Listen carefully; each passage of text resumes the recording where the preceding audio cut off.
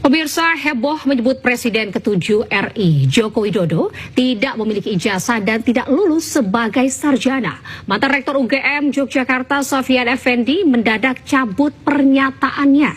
Sofyan ini bahkan sampaikan permintaan maaf secara terbuka dan mengaku diancam akan dilaporkan ke Baris Krim Polri oleh Jokowi lovers. Artinya tidak sadar itu akan dipublikasikan itu Pak? Iya, ya, kalau bahwa itu publikasi juga, saya nggak menyangka bahwa dipublikasikan. Dampaknya apa sih, Prof? Nah, dampak dari pernyataan kemarin yang tersebar itu bagi Prof? ya satu, ada kegoncangan di universitas kan, karena seolah-olah saya menuduh rektor tidak mempertahankan kebenaran. Kemudian ada yang Pak para pendukung Pak mantan presiden itu ya bergerak juga dia, karena apanya soal ijazahnya kan disebut Jokowi lovers itu melalui ketuanya menyatakan akan mensuruh saya karena pernyataan di live streaming itu akan mengadukan saya kepada Baris Krim. Sebelumnya, setelah membuat heboh karena pernyataannya, mantan Rektor Universitas Gadjah Mada, Profesor Sofyan Effendi, mendadak menarik semua pernyataannya terkait ijazah sarjana Presiden ke-7 Jokowi. Dalam surat pernyataan, Sofyan Effendi ini juga meminta maaf. Tidak hanya menarik semua pernyataannya, Sofyan Effendi juga meminta maaf kepada semua pihak yang disebutkan dalam wawancara. Dalam surat pernyataan yang ditandatanganinya, Rektor UGM tahun 2002 hingga 2007 ini memohon agar wawancara dirinya terkait ijazah S1 Presiden ke-7 Jokowi dalam kanal YouTube ditarik dari peredaran. Sebelumnya mantan Rektor Universitas Gadjah Mada Sofyan Effendi menyampaikan sejumlah pandangannya mengenai polemik ijazah kuliah Presiden ke-7 RI Joko Widodo. Dalam video dengan judul Mantan Rektor UGM Buka-Bukaan, Sofyan Effendi menegaskan bahwa Jokowi tidak pernah lulus sarjana Fakultas Kehutanan karena IPK-nya kurang dari 2. Profesor itu dan mantan dekan juga. Mantan dekan Kehutanan. Tahun 82 tidak lulus di dalam penilaian. Dia karena ada 4 semester itu ya Prof ya penilaian. Ya, ada 4 semester dinilai. Ya. Dinilai kira-kira 30 mata kuliah lah ya. Ya. Itu dinilai dia indeks prestasinya nggak mencapai. Berarti sesuai dengan statement Pak Jokowi di UII yang disaksikan oleh Profesor Mahfud MD juga ya. Iya betul, sama. IPK-nya di bawah 2. Ya. Oke, lanjut Prof, lanjut. Ya, itu ada saksinya Pak Mahfud dan Pak Buya Safi'i yang mendengar. Dan kemudian itu, nah juga saya lihat di dalam apanya di apa yang polisi itu? Yang data transkrip nilai, Prof. Transkrip nilai. Atau registrasi.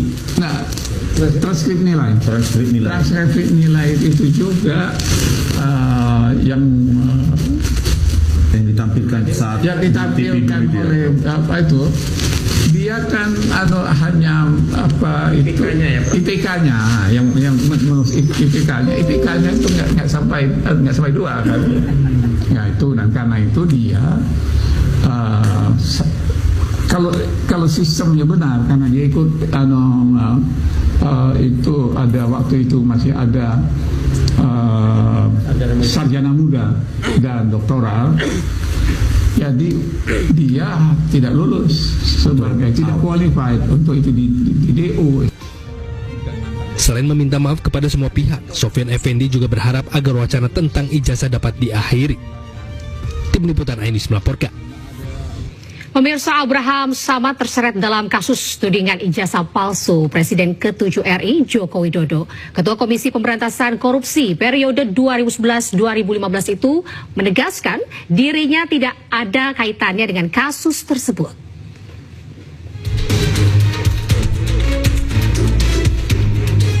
Kasus tudingan ijazah palsu Presiden ke-7 RI Joko Widodo yang ditangani Polda Metro Jaya memasuki babak baru setelah statusnya dinaikkan ke tahap penyidikan. Dalam surat pemberitahuan dimulainya penyidikan SPDP, tertera nama pelapor dan para terlapor, salah satunya adalah Abraham Samad. Namanya masuk dalam daftar 12 orang terlapor atas dugaan fitnah dan pencemaran nama baik yang dilaporkan Jokowi. Terkait hal itu, Abraham Samad menegaskan dirinya tidak ada kaitannya dengan kasus tudingan ijazah Jokowi. Sementara itu kini Abraham Samad tengah berada di Australia sehingga tidak mengetahui adanya surat panggilan polisi guna pemeriksaan. Tim Liputan iNews melaporkan. Kita ke informasi lainnya, pemirsa. Kapolri Jenderal Listio Sigit menegaskan penyelidikan terkait kematian diplomat muda Kementerian Luar Negeri masih terus berlangsung. Hingga kini polisi juga masih menunggu hasil pemeriksaan laboratorium forensik.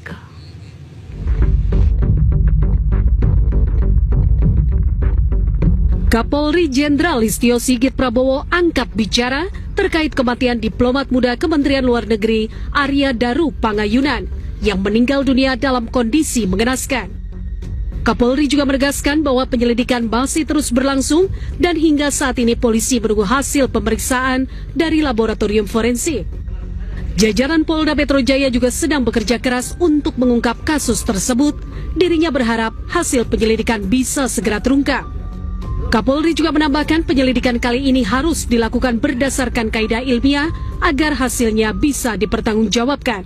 Masih dilakukan pendalaman hasil dari laboratorium forensik dan juga penelitian dilakukan secara mendalam supaya kemudian nanti pada saat diputuskan merupakan kesimpulan berdasarkan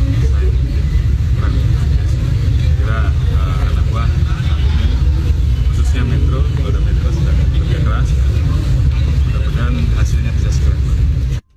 Sebelumnya diplomat muda Arya Daru Pangayunan ditemukan tewas di kamar kosnya dengan kondisi wajah terlilit lakban pada Selasa 8 Juli lalu. Pihak kepolisian pun masih melakukan pendalaman untuk mengetahui penyebab kematian sang diplomat. Tim Liputan iNews melaporkan. Pemirsa, 1 minggu berselang kasus kematian diplomat muda Kementerian Luar Negeri Arya Daru Pangayunan masih menjadi misteri. Polisi hingga kini juga belum bisa mengungkap penyebab pasti kematian korban.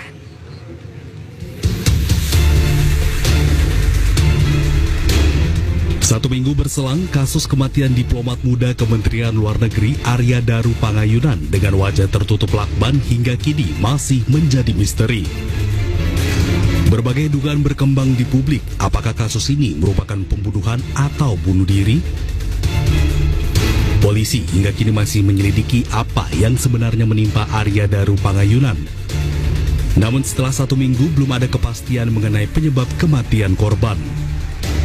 Polisi selidiki setiap detil barang bukti termasuk jejak sidik jari pada lakban yang melilit bagian kepala korban.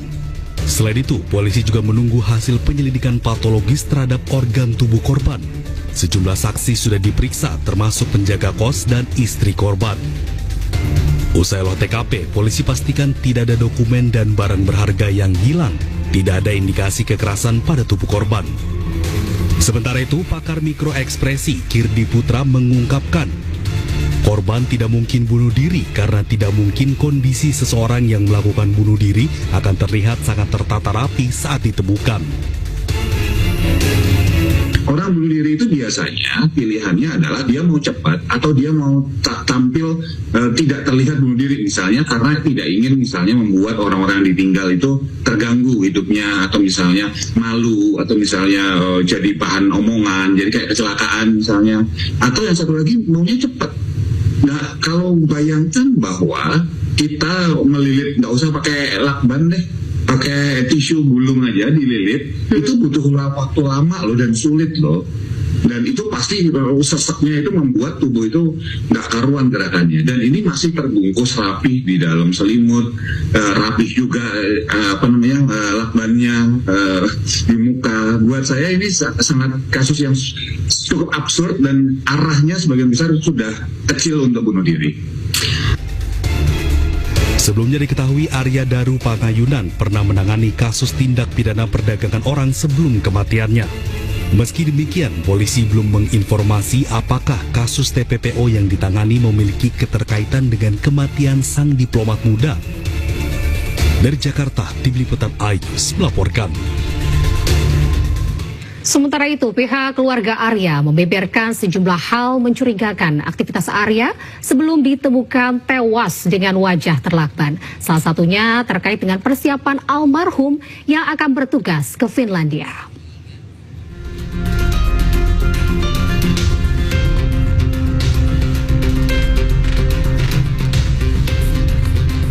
Sebelum ditemukan meninggal, Arya Daru sempat berbelanja pakaian di mall pada 7 Juli 2025.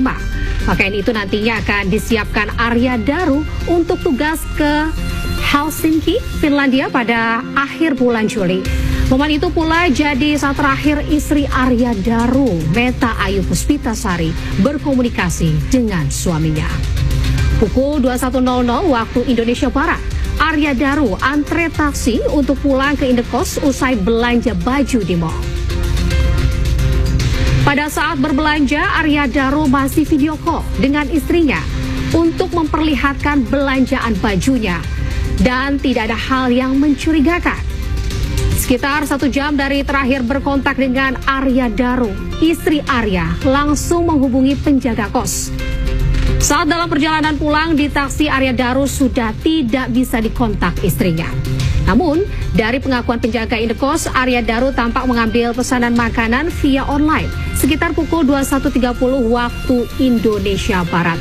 Saat itu, Daru juga sempat bertegur sapa dengan penjaga.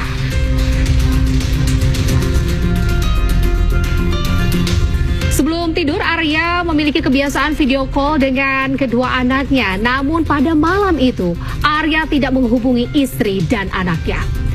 Keluarga Arya menyebut persiapan berangkat bertugas ke Helsinki, Finlandia sudah 100%. Arya bahkan sudah memiliki beberapa kebutuhannya untuk bertugas di Finlandia. Persiapan Arya juga menjual kendaraannya termasuk mobil karena kendaraan tersebut akan lama ditinggal. Sementara jika dibawa ke Yogyakarta tidak ada yang memakai.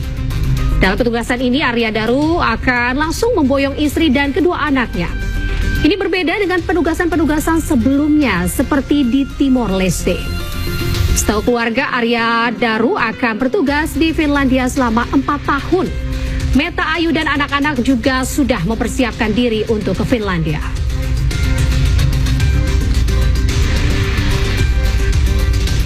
Pemirsa, pelaksanaan eksekusi lahan oleh Pengadilan Negeri Medan di Jalan Krakatau, Ujung, Medan, Sumatera Utara berujung ricuh. Sejumlah warga dan pekerja terlibat bentrok hingga terluka.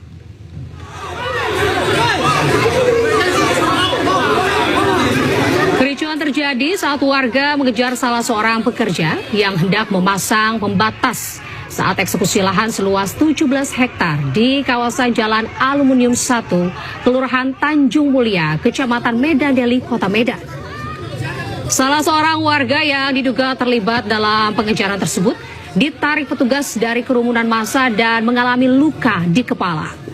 Sejumlah pekerja yang hendak memasang pembatas di lahan sengketa tersebut juga tak luput dari amukan warga hingga beberapa di antaranya pingsan.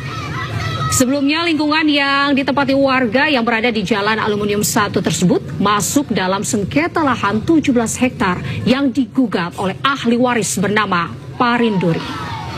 Sementara warga yang bermukim di 3 lingkungan tersebut mengaku telah mendiami selama puluhan tahun dan membayar pajak setiap tahun. Kericuhan ini membuat eksekusi lahan pun ditunda. Kita punya surat tanda antara si Parinduri dan kawan-kawan lah, kita nggak tahu tuh. Parinduri itu siapa? Parinduri itulah sebagai penggugat dan tergugat di sana. Kita tidak kenal. Dia belum pernah jumpa dengan. Nggak pernah. Dan mereka nggak pernah menguasai tanah ini. Nggak pernah menguasai tanah ini. Berarti apakah ada permainan mafia? Nah, kita menduga itu, tapi kan kita tidak bisa menyampaikan seperti itu. Wakil Ketua Umum Relawan Pro Jokowi, Freddy Damanik, mendatangi Polda Metro Jaya. Kedatangannya untuk diperiksa sebagai saksi terkait tudingan ijazah palsu Presiden ke-7 Joko Widodo. Freddy Damanik datang ke Polda pada Kamis pagi bersama dengan Ketua Umum Pemuda Patriot Nusantara Andi Kurniawan. Mereka diperiksa atas laporan Jokowi atas dugaan pencemaran nama baik terhadap tudingan ijazah palsu yang dilontarkan Roy Suryo CS. Freddy dan Andi Kurniawan diperiksa sebagai saksi atas perkara tersebut setelah naik ke tahap penyidikan. Sebelumnya Polda Metro Jaya menaikkan kasus ini ke tahap penyidikan usai dilakukan gelar perkara. Total ada 4 laporan tentang hal yang sama yang seluruhnya naik ke tahap penyidikan di Polda Metro Jaya. Ya, sebetulnya. Hari ini adalah pemeriksaan pertama secara serempak dari pihak pelapor dan saksi-saksinya. Nah, saya salah satu saksi yang diajukan oleh pelapor.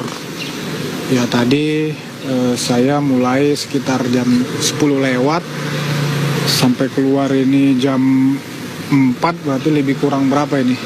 6 jaman lah ya, 6 jam setengah. Kurang lebih tadi 42 pertanyaan lah sama identitas. Kalau ditanya banyaknya tadi, aduh sampai pegel saya, ada 33 halaman lah. 33 halaman, tanda tangan saya kali berapa tadi kawan? 24 kali 25 rangkap. Nah saya lihat sih penyidik dalam hal ini memang profesional, prudent dan sangat hati-hati ya.